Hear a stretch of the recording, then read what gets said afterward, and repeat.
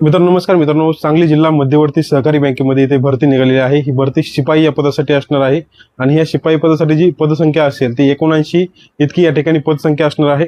हे अर्ज आजपासून म्हणजे 12 ऑगस्ट पासून या ठिकाणी सुरू झालेले आहेत आणि अर्ज करण्याची शेवट तारीख जी आहे ती 21 ऑगस्ट 2026 असणार आहे।